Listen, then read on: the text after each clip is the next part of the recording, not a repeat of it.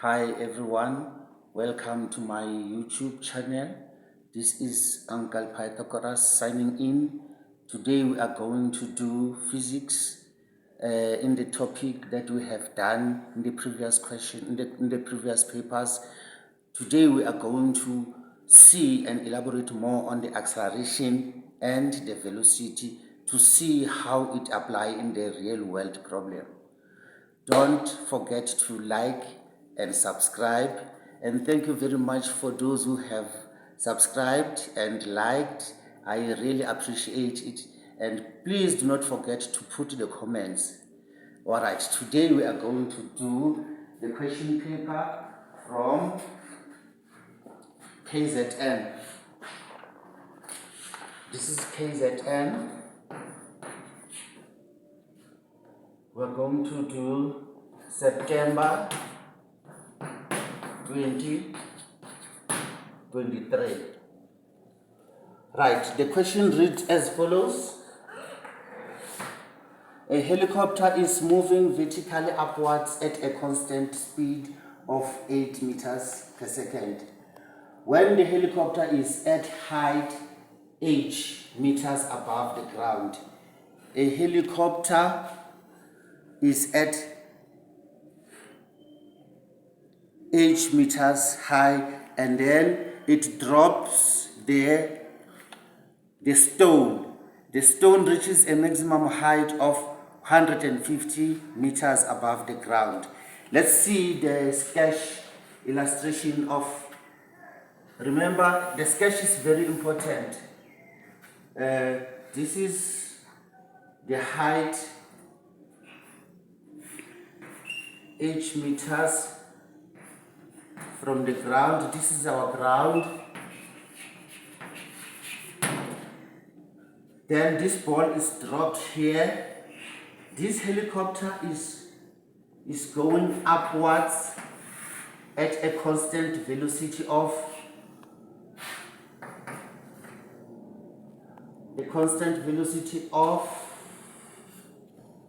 8 meters per second.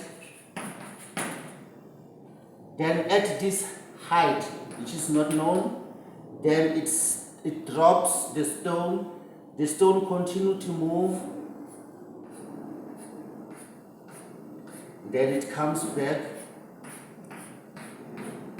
to hit the ground. At some point here, our velocity is 0. Here we need to find the velocity at which this stone is going to travel up until it reaches that maximum height. And the maximum height is 150 meters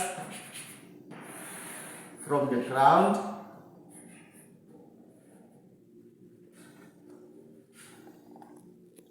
This is what we are given. This is h meters. This is our stone. This is our stone. And then our helicopter is moving upwards at the constant velocity of 8 meters per second. At the certain height called h meters, it drops our stone and it continues to move. Then our stone is going to travel a certain distance before it can turn down. Now the question may follow as give a reason why the stone is in free fall after it was dropped from the helicopter. Right, that is 3.1. The reason is only the force of gravity acts upon the stone. Only the force of gravity acts upon the stone. That is why it is called a projectile. Right. Question number 3.2 What is the direction of the acceleration of the stone? What is? Let's write the question. What is the direction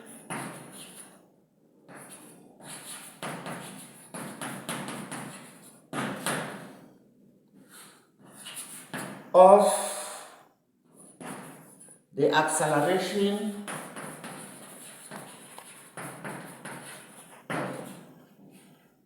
of the stone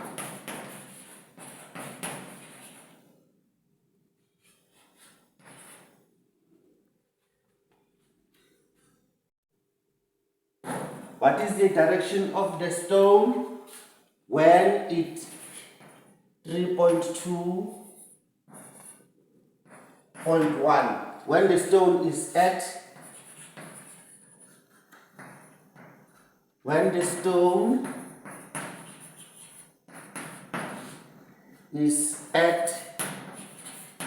its maximum height. Right, to answer that question, we come back to our sketch. As you can see that the sketch here, we have the stone. The stone was dropped at a certain height, then it continues to move. As it moves, we know that there is a force of gravity acting upon the stone, and it is against the stone because the force of gravity is going downwards. Then this velocity is going upwards. It is going to drop. So the question is, what is the direction of the acceleration? The acceleration here is going to be 9.8 meters per second squared. This is our acceleration. And remember, our acceleration is going to act against the stone as it rises. So the direction of the acceleration is going to be downward.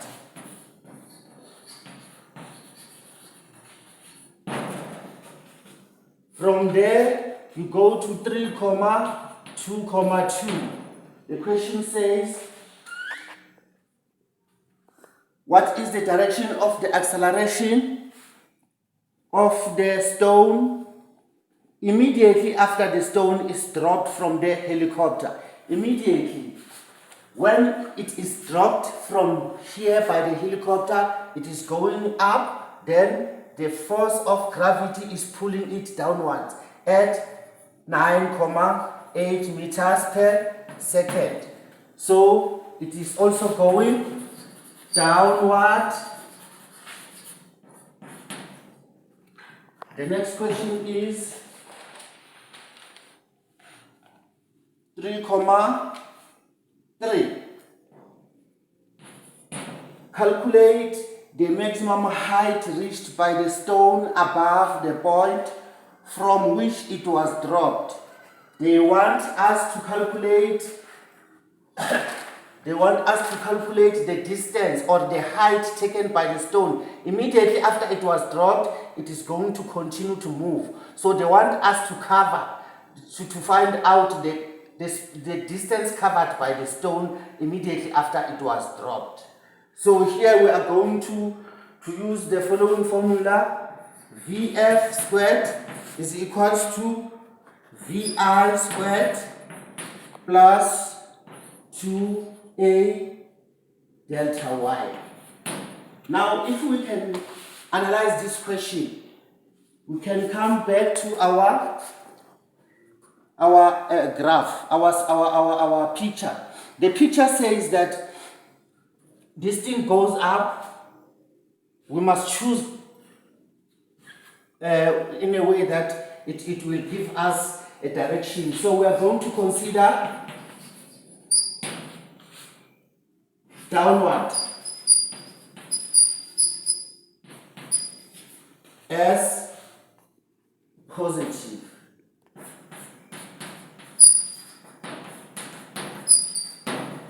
Now, if we consider downward as positive, we have given that we are given that if this stone goes up until to the maximum height, our final velocity is going to be 0 meters per second at the point, at the turning point, or at the point where it's going down. It starts going down. Then our VI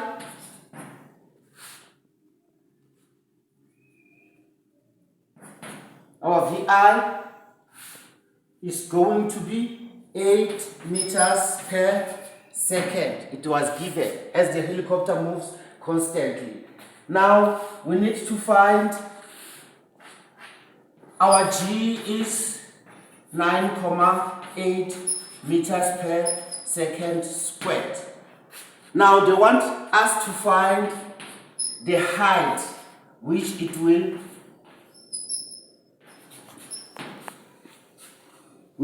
cover. Now, as you can check here, our formula goes like Vf squared equals to Vi squared plus 2a delta y. Right. For those who don't understand why we are using this formula, this formula, by the way, is given on the formula sheet in your exam paper. Here we need to find the height.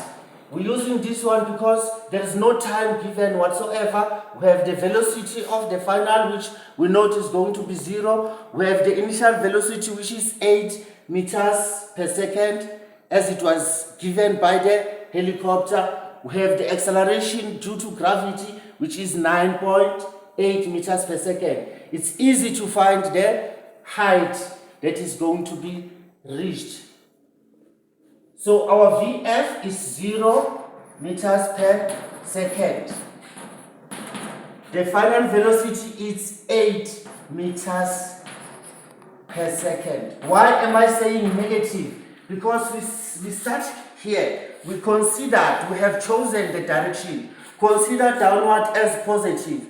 Because this is going up, it is going to take the form of negative meters, 8 meters per second squared. Plus 2. The gravity is going down, so it's positive. 9.8 meters per second squared multiplied by delta y.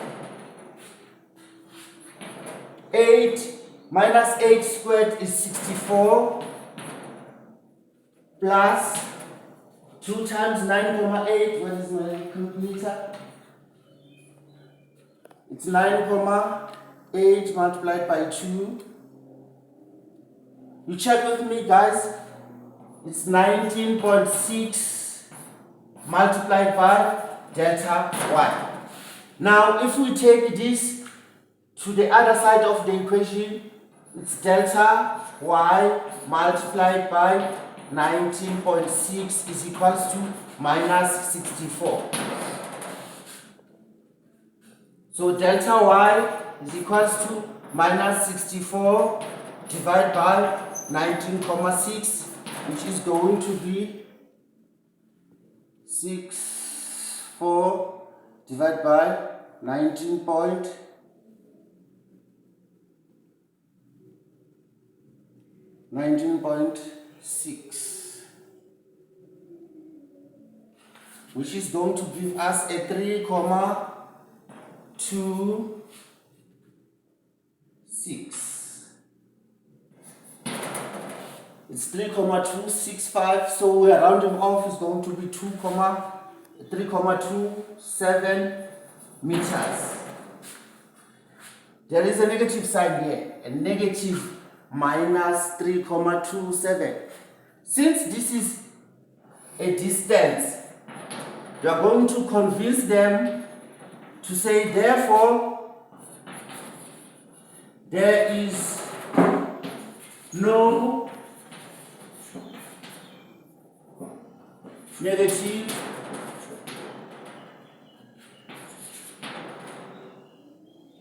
distance. Therefore, The maximum height reached by the stone is going to be 3,27 meters.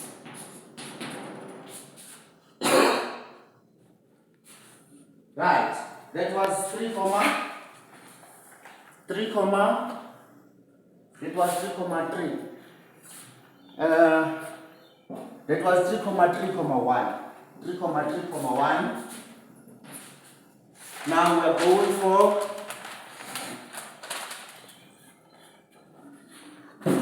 3,2. They say calculate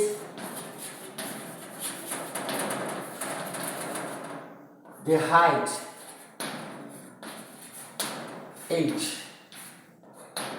If you can check our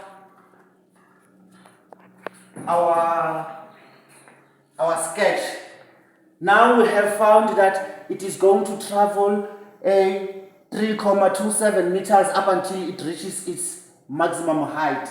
Then they want us to calculate this height from the ground from where it was released. So we are going to consider a given distance of 150, then we subtract a 3,27. So calculate the height, then h in meters is going to be total height minus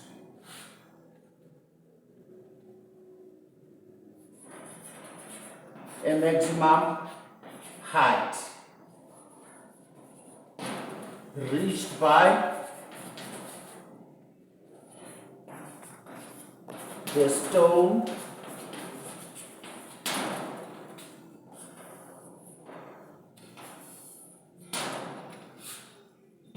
our total height is 150 given minus the one that we just calculated here. The height was 3,27 meters.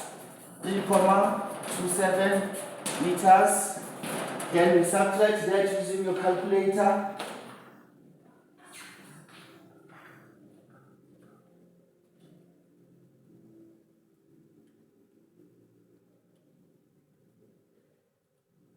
It is going to be 146,7 meters above the ground. This is our height that we are going to use going forward. We are going to go to question number. We're going to go to question number 3.4. Right, we are going to continue with this question the next video. I would love you to go through it and please make sure that you practice. You practice everything. Here in physics, nothing is difficult. Everything you consider yourself. You give yourself a direction. Nobody's going to argue that. But the answers will be one and the same answers. Thank you very much. Until the next time, as we're going to continue with 3.4, Uncle Pythagoras is signing out. Please do not forget to like, subscribe and share the videos. Thank you very much. Have a good